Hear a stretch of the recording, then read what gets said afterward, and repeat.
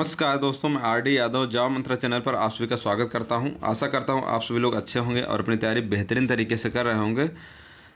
आप लोग बेहतरीन तरीके से पढ़ाई करते रहिए अच्छे से, तभी जाकर आपका सिलेक्शन होगा। और पैटर्न वगैरह के लिए, नोटिफिकेशन के लिए बहुत ज़्यादा परेशान मत होइए। पीएस का एग्ज़ाम, पीएस का आ गया नोटिफिकेशन, पीएस वाले परेशान हैं कैसे कैसे क्या पढ़ें, क्या रिविज़न करें।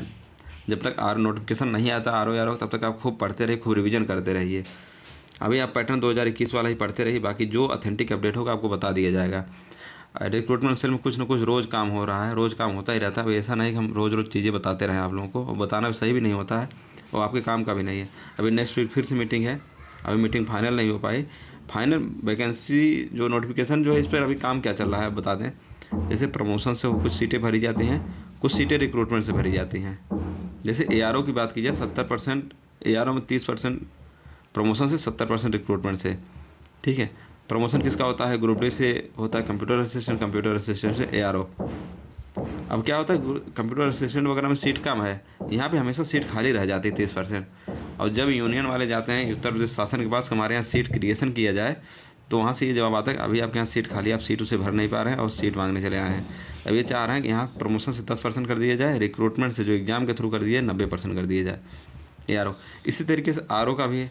RO का प्रमोशन से 80% है और रिक्रूटमेंट से 20% है। इसमें भी चेंज करना चाह रहे हैं, जिससे कि ज़्यादा से ज़्यादा सीटें फुल हो जाएँ, कोई सीट खाली न रहे दिखाने के लिए कि हमारे यहाँ सीट खाली है।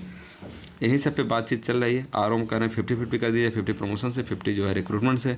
तो ये सब तमाम चीज़ें चल रही हैं। और एक चीज़ इसमें दिक्कत ये आ रही थी, यहाँ पे जब चीज़ें कर दे रहे हैं कि प्रमोशन हटाकर यहाँ रिक्रूटमेंट कर दे रहे हैं। जैसे यहाँ पे कह रहे थे 60% यहाँ कर दी जाए और 40% यहाँ कर दी जाए। अगर ऐसा कर देंगे तो प्रमोशन ही जल्दी नहीं हो पाएगा। ARO का जो ARO है, ARO ही रहेगा काफ़ी दिन तक। ये तमाम बाधाएं आ रही थी, इसी के लिए मीटिंग चल रही है। नेक्स्ट वीक फिर से मीटिंग है, सब फाइनल लगभग लास्ट स्टेज में ये सब चल रहा है। तो जल्द नोटिफिकेशन आएगा, आप नोटिफिकेशन को लेकर परेशान मत होइए। बाकी जो कुछ अपडेट होगा आप लोग बताया जाएगा। बाकी पुराना पैटर्न ध्यान रख के पढ़ते रहिए, जो कुछ ऐड वगैरह होना होगा तो हम आप लोग बता देंगे। UPG के अब लास्ट है, इसमें आज करा रहा हूँ आपको जनगणना और परिवहन करा देंगे। देखिए, जनगणना वगैरह बहुत ही बोरिंग टॉपिक होता है, कोई पढ़ना नहीं चाहता और चीज़ें याद भी नहीं रहती। अभी इसको एक बार पढ़ लीजिए, लेकिन जब एग्ज़ाम आपका आए 1-2 दिन पहले उसको आप देख लीजिएगा, एग्ज़ाम से पहले, तभी जाके चीज़ें तैयार होती रहती हैं। और बाकी मैं रिविज़न तो करा ही दूँगा, टेंशन नहीं लेना है। और आपको लिए और हिस्ट्री इसके बाद स्टार्ट करेंगे, सोच रहे हैं हिस्ट्री भी करा दें, मॉडर्न हिस्ट्री करा दें आप लोगों को, रिवीजन हो जाएगा, उससे ज़्यादा सही रहेगा। उसके बाद ज्योग्राफी करा देंगे, तो बेहतरीन तैयारी आप लोगों को होती रही। पहला क्वेश्चन है 2001 से 2011 के दौरान 10 की वृद्धि क्या थी? तो 10 की वृद्धि क्या थी? 18.56 थी। इसमें बहुत सारी चीज़ें बताने वाला एक नहीं होती है। अच्छा, जनसंख्या घनत्व आता है, जनसंख्या घनत्व यूपी का 2011 में कितना था? 829। और आप लिंगानुपात की बात की जाए तो 912 लिंगानुपात। और बस इतना। अनुसूचित जाति का आ जाता है, एक बार PCS आया था, अनुसूचित जाति का लिंगानुपात कितना है, अनुसूचित जनजाति का लिंगानुपात कितना है। तो अनुसूचित जनजाति का क्वेश्चन में एग्जाम में आया था, अनुसूचित जनजाति का लिंगानुपात कितना है। SC क्या हो गया, ये ST क्या हो गया, ये एवरेज हो गया, औसत लिंगानुपात हो गया। तो ये सब छोटे छोटे क्वेश्चन हैं, इन सबको आप याद रखिए।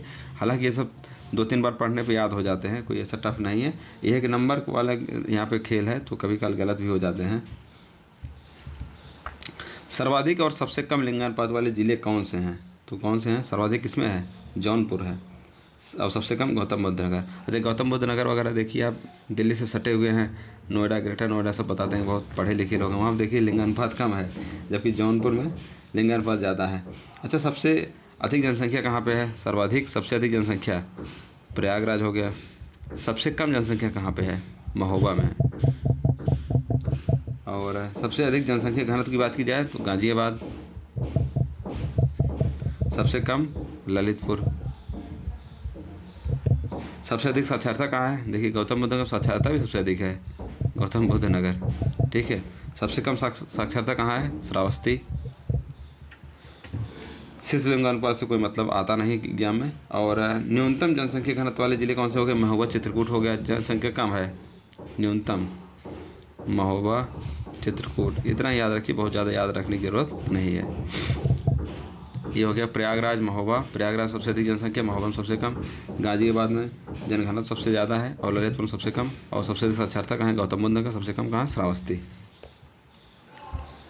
सर्वाधिक जनघनत्व वाले ज़िले कौन से, जहाँ पर जनसंख्या घनत्व ज़्यादा। ऐसा ये सब क्वेश्चन कुछ ऐसे हाई कोर्ट में आया था पिछली बार भी, बड़ा ट्रिकी क्वेश्चन दे दिए थे ये तो तभी ठीक है। सबसे अधिक जनसंख्या घनत्व कहाँ पे है, तो गाज़ियाबाद इसमें दिया गया। थोड़ा सा यहाँ पे ट्रिकी था, गाज़ियाबाद क्या, गाज़ियाबाद 2 जगह था, इससे कन्फ्यूजन हो सकता था। गाज़ियाबाद, वाराणसी, लखनऊ, भदोही। तो 1 से 2 ज़िले याद रखेंगे तो सही रहेगा। अच्छा, सबसे अधिक जनसंख्या वाले ज़िले अगर बात की जाए, सर्वाधिक जनसंख्या वाले ज़िले, क्योंकि एग्ज़ाम में थोड़ा सा माइंड मेकअप रहेगा तो सही रहेगा। प्रयागराज हो गया, और दूसरा क्या है, मुरादाबाद, गाज़ियाबाद। 3 याद रखिए तो ठीक है। और सर्वाधिक साक्षर जिले कौन से हैं, गौतम बुद्ध नगर,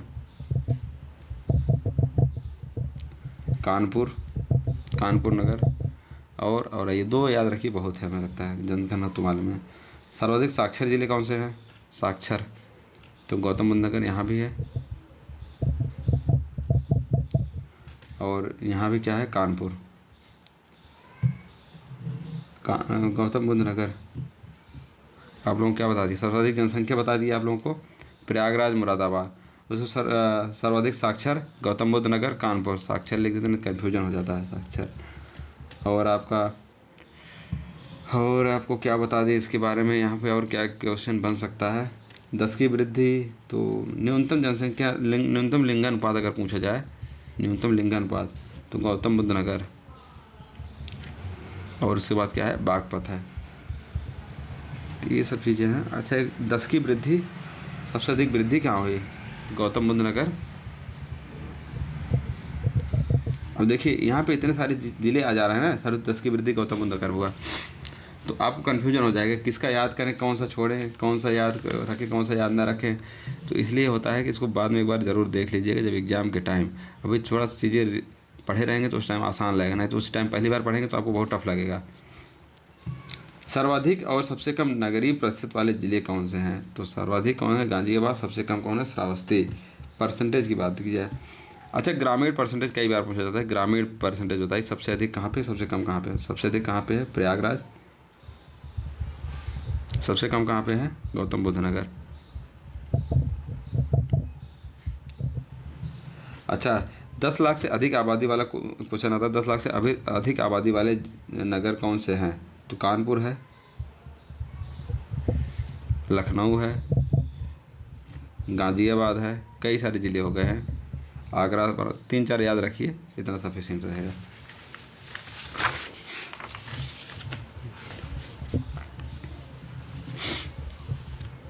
अच्छा, सर्वाधिक ग्रामीण आबादी बता दीजिए, सर्वाधिक शहरी आबादी कहाँ पूछा जाए, तो शहरी वाले, शहरी कहाँ पे हैं, एक तो गाज़ियाबाद, लखनऊ, 2-3 याद रखिए बहुत है। अगर एक और याद रख सकते हैं तो कानपुर, बाकी हमारे हिसाब से 2 ही बहुत है, 2 याद रहे वो भी बहुत रहता है। सर्वाधिक और सबसे कम अनुसूचित जाति वाले ज़िले कौन से हैं, तो सही जवाब क्या हो जाएगा, सीतापुर और बागपत। अच्छा, सबसे सर्वाधिक और सबसे कम एससी परसेंटेज की बात की जाए, प्रतिशत में कहाँ है, तो कौशाम्बी और बागपत। और सर्वाधिक एससी आबादी वाला राज्य कौन सा है, सबसे अधिक एससी कहाँ रहते हैं, यूपी, 16% यहीं पर रहते हैं, यूपी। और सर्वाधिक एससी वाले ज़िले कौन से हैं पूछा जाए तो सीतापुर, प्रयागराज, सबसे अधिक सीतापुर, उसके बाद प्रयागराज, हरदोई। और परसेंटेज वगैरह ये पूछे, सर्वाधिक परसेंटेज कहाँ पे, यही सब देखिए यहाँ पे कई बार चीज़ें हो जाने, सर्वाधिक और उसके बाद परसेंटेज क्या आ जाएगा, पहला कौशाम्बी आ जाएगा, उसके बाद सीतापुर आएगा। और सबसे अधिक एसटी किस ज़िले में है, सबसे एसटी तो सोनभद्र में है। सबसे कम कहाँ पे हैं, बागपत में, बागपत। और इतना ठीक है, सोनभद्र सबसे कम, बागपत। सबसे कम मुस्लिम आबादी वाला जिला कौन सा है इसमें, तो सबसे कम हो जाएगा ललितपुर। अच्छा, परसेंटेज अगर देख लिया जाए तो हिंदू कितने परसेंटेज हैं, 79.73। एक बार आया था शायद बौद्ध का आया था, मुस्लिम 19.26 और सिख 0.34। अच्छा, उसको क्रमशः करना था, सबसे अधिक, सबसे उसके बाद हिंदू, मुस्लिम, सिख, ईसाई उसके बाद आते हैं 0.18, जैन 0.11, उसके बाद बुद्ध आते हैं 0.10। अच्छा, सबसे अधिक मुस्लिम आबादी वाला राज्य कौन सा है? सबसे अधिक मुस्लिम आबादी कहाँ रहती है? किस स्टेट में सबसे अधिक मुस्लिम आबादी वाला राज्य कौन सा है? तो क्या हो जाएगा? यूपी। सबसे अधिक मुस्लिम आबादी कहाँ रहती है? यूपी में रहती है। ऐसे ऐसे क्वेश्चन हैं, ठीक है। और सबसे अधिक स्लम आबादी वाले नगर कौन से? स्लम आबादी वाले नगर कौन से हैं? ये भी क्वेश्चन इंपॉर्टेंट है। तो मेरठ, उसके बाद आगरा। मेरठ बाद क्या है? आगरा। 2001 से 11 के दौरान लिंगानुपात में कितने अंक की वृद्धि हुई थी? तो कितने अंक वृद्धि हुई थी? 14। और आपको इसमें लिंगानुपात के बारे में, अच्छा, शिशु लिंगानुपात भी एक दो बार आया हुआ है। सर्वाधिक और सबसे कम शिशु लिंगानुपात कहाँ पे है? सबसे अधिक कहाँ पे है? बलरामपुर। शिशु लिंगानुपात की बात की जा रही है, बलरामपुर। सबसे कम कहाँ है? बागपत। अच्छा, स्वतंत्रता के बाद लिंगानुपात सर्वाधिक वृद्धि कब हुई थी? स्वतंत्रता के बाद लिंगानुपात में सर्वाधिक वृद्धि कब हुआ था? 1991 से लेकर के 2021 में सबसे अधिक वृद्धि यहीं पर हुई थी लिंगानुपात में। और देश में नगरीय जनसंख्या कितना है? यूपी में 11.79, जो कि दूसरे नंबर पे स्थान है इसका। अब बात कर ली जाए परिवहन के बारे में। परिवहन में क्या क्या क्वेश्चन आते हैं? हिंडन हवाई अड्डा कहाँ स्थित है? हिंडन। अच्छा, उत्तर प्रदेश में खेरिया हवाई अड्डा कहाँ स्थित है? ऐसे क्वेश्चन आते हैं कई बार। खेरिया हवाई अड्डा कहाँ है? आगरा में। और अगर आप पूछा जाए चौधरी चरण सिंह हवाई अड्डा, चौधरी चरण सिंह हवाई अड्डा, या इसको बोल दिए अमौसी भी बोलते हैं, अमौसी हवाई अड्डा, कहाँ पे है? लखनऊ में। और महर्षि वाल्मीकि हवाई अड्डा कहाँ पे है? इस टाइम चर्चा में भी है। तो कहाँ पे है? अयोध्या, फैजाबाद। और नोएडा जेवर एक है ही है, वहाँ पे अभी उद्घाटन हुआ है। लाल बहादुर शास्त्री हवाई अड्डा कहाँ पे है? लाल बहादुर शास्त्री हवाई अड्डा कहाँ पे है? बनारस, वाराणसी और कुशीनगर में ही है। तो ये जो जितने भी हवाई अड्डे हैं सब याद रखिए। चकेरी हवाई अड्डा कहाँ है? चकेरी हवाई अड्डा। अच्छा, ये मैं अंतर्राष्ट्रीय वाले से बताया हूँ, चौधरी चरण सिंह, महर्षि वाल्मीकि, नोएडा, लाल बहादुर शास्त्री, कुशीनगर। तो अंतर्राष्ट्रीय वाले कितने हो गए? 5 हो गए अंतर्राष्ट्रीय। और हवाई अड्डा वैसे लोकल वाले कितने हैं? जैसे चकेरी हवाई अड्डा कहाँ पे? कानपुर में। हिंडन हवाई अड्डा कहाँ पे है? गाजियाबाद। चकेरी कहाँ पे है? कानपुर में है। बमरौली कहाँ है हवाई अड्डा? बमरौली प्रयागराज में है। फुर्सतगंज हवाई अड्डा कहाँ पे है? फुर्सतगंज कहाँ पे है? रायबरेली है। और डॉक्टर अंबेडकर हवाई, ये सब वर्किंग नहीं है। अंबेडकर हवाई अड्डा मेरठ, बहुत कम ही वर्किंग इसमें है, मेरठ। सरसावा, इसमें तो मैं टिकट बुक कर रहा था एक बार, नहीं बुक हो रहा था। सहारनपुर, सरसावा हवाई अड्डा सहारनपुर। तो ये सब तमाम क्वेश्चन हैं आपके लिए। नागरिक उड्डयन प्रशिक्षण केंद्र कहाँ पे है? नागरिक उड्डयन प्रशिक्षण केंद्र कहाँ पे है? लखनऊ में है। और आपका एरोनॉटिकल ट्रेनिंग इंस्टीट्यूट कहाँ पे? एरोनॉटिकल ट्रेनिंग इंस्टीट्यूट कहाँ पे है? Lucknow. National para trooper training college कहाँ है? National para trooper training college ये कहाँ पे है? आगरा में है। National para trooper training college Agra में है। इंदिरा गांधी राष्ट्रीय उड़ान अकेडमी कहाँ पे है? रायबरेली, फुर्सतगंज, रायबरेली, ये बता ही चुका आपको। और भारत का प्रथम हवाई डाक सेवा कब स्टार्ट हुआ था? एक क्वेश्चन बहुत इंपॉर्टेंट है हिस्ट्री का। प्रथम डाक सेवा 18 फरवरी 1911 प्रयागराज से लेकर के नैनी के बीच चला गया था। उत्तर प्रदेश राज्य मार्ग प्राधिकरण का गठन कब हुआ था? तो गठन कब हुआ? तो 2004 में। और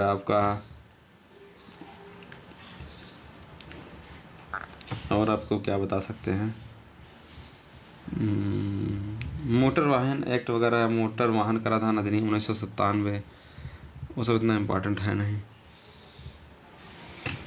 अगला क्वेश्चन देखते हैं, लखनऊ आजमगढ़ बलिया राजमार्ग को किस नाम से जाने जाते हैं? लखनऊ आजमगढ़ बलिया तो क्या है? UP SH 34। एक क्वेश्चन आया हुआ था इसलिए इसको डाल दिया हूँ। हालांकि ऐसे क्वेश्चन कम ही आते हैं और आज के में एक्सप्रेसवे से क्वेश्चन बहुत आते हैं। ताज एक्सप्रेसवे या यमुना एक्सप्रेसवे पूछा जाए, यमुना एक्सप्रेसवे या ताज एक्सप्रेसवे। ये ग्रेटर नोएडा को आगरा से, ग्रेटर नोएडा टू आगरा, ये कितना किलोमीटर है? 165 किलोमीटर है। बहुत शानदार बना हुआ है। ठीक है। अच्छा, राष्ट्रीय राजमार्ग का उत्तर दक्षिण पूर्व पश्चिम गलियारा कहाँ मिलता है? उत्तर दक्षिण पश्चिम गलियारा कहाँ मिलता है? झांसी में, झांसी। ये भी क्वेश्चन आ सकता है। और आपका यमुना एक्सप्रेसवे बता ही दिया हूँ। आगे पूर्वांचल एक्सप्रेसवे अगर लखनऊ से गाजीपुर है। अच्छा, जिले मत याद कीजिए, जिले इतना ज़्यादा है आप उससे याद भी नहीं हो पाएगा। आप इसको कितने किलोमीटर है ये याद रख सकते हैं। राज्य सड़क परिवहन निगम की स्थापना का वर्ष क्या है? तो 1972 है। और अभी मैं बात कर रहा था ना Purvanchal expressway, Purvanchal expressway PCS mains वगैरह में क्वेश्चन पूछा जा सकता है कि किस जिले से होकर गुजरता है। हाई कोर्ट में तो नहीं पूछा जाना चाहिए। 340 किलोमीटर है और कहाँ से कहाँ तक है? लखनऊ से लेकर के गाजीपुर तक। और बुंदेलखंड एक्सप्रेसवे, बुंदेलखंड एक्सप्रेसवे ये चित्रकूट से इटावा, चित्रकूट से लेकर के इटावा दूरी कितना है? 296 किलोमीटर है। और गंगा एक्सप्रेसवे, गंगा एक्सप्रेसवे ये कहाँ से कहाँ है? मेरठ से लेकर के प्रयागराज। इसकी दूरी कितनी है? 594 किलोमीटर है। और आपका गोरखपुर एक्सप्रेसवे, गोरखपुर से लेकर के आजमगढ़। बस कहाँ से कहाँ है इसको ज़रूर याद रखिएगा। और कितना किलोमीटर? 91 किलोमीटर है। ठीक है। पूर्वांचल एक्सप्रेसवे 340 किलोमीटर, लखनऊ से गाजीपुर। बुंदेलखंड चित्रकूट से लेकर इटावा है 296 किलोमीटर। गंगा एक्सप्रेसवे कहाँ से कहाँ तक है? मेरठ से लेकर प्रयागराज 594 किलोमीटर है। और गोरखपुर एक्सप्रेसवे गोरखपुर से लेकर आजमगढ़ 91 किलोमीटर है। इतना ज़रूर आप याद रख लीजिएगा, एग्जाम में आ सकता है कितना किलोमीटर का है ये। भारत का पहला मल्टी मॉडल टर्मिनल कहाँ पे है? तो मल्टी मॉडल टर्मिनल कहाँ पे है? वाराणसी में है। और DLW वहीं पे है। DLW डीजल लोकोमोटिव वर्कशॉप कहाँ पे है? बनारस में है। और वाटर हाईवे कौन है? National water highway NWH1 Prayagraj से हल्दिया तक है। NWH प्रयागराज से लेकर के हल्दिया तक। और प्रदेश का पहला ट्रैफिक पार्क, पहला ट्रैफिक पार्क कहाँ पर खुला है? ट्रैफिक पार्क ये है प्रयागराज। और उत्तर पूर्व रेलवे का मुख्यालय गोरखपुर, ये भी याद रख सकते हैं। मुख्यालय कहाँ पे है? गोरखपुर। इतनी सारी चीज़ें हैं और आप लोग बेहतरीन तरीके से पढ़ाई करते रहिए, बेहतरीन तरीके से खूब मस्त तरीके से एंजॉय करते हुए पढ़ाई कीजिए। बहुत ज़्यादा टेंशन परेशान होने की ज़रूरत नहीं है। सभी को बेस्ट विशेष। आप लोग खूब पढ़िए मन लगा करके और सिलेक्शन लीजिए। और टेस्ट ज़रूर आप लोग दीजिएगा जो संडे को मॉक टेस्ट होगा।